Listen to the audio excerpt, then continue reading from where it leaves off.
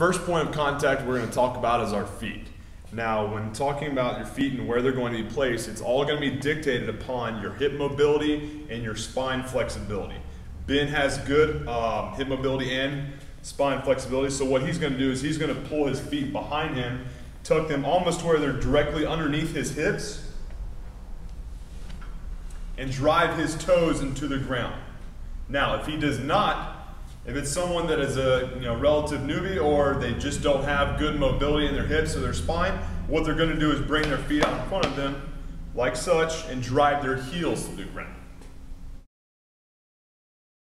Once we find our proper foot placement, whether that's going to be your toes or your heels, the next point of contact is going to be your glutes. So what Ben's going to do is, after finding his foot placement, what's comfortable for him, he's going to have his glutes secured to the bench, squeezing them as tight as he can, and keeping them secured by squeezing the bench with his legs. Now, after our feet and our glutes are set in place, what we're going to do is we're going to retract our shoulder blades like such, pulling them straight back and dig them into the bench. So the next point of contact is going to be your shoulder blades. Just like that.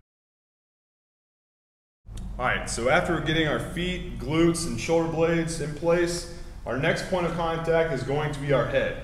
Now, unless you are a geared bencher, if you're benching with a bench shirt, then you will want to have your head down. The reason a lot of benchers with bench shirts actually do lift their head up is to track the bar and see it hit their belly. But because we're not geared benchers, we're raw lifters here, what we're going to do is keep our head still into the bench. Do not move it side to side. We want to be completely aligned. I want you to just focus on keeping it secure to the bench. All right, so at this point we have our feet in place, our glutes, shoulder blades, and our head is secured down to the bench.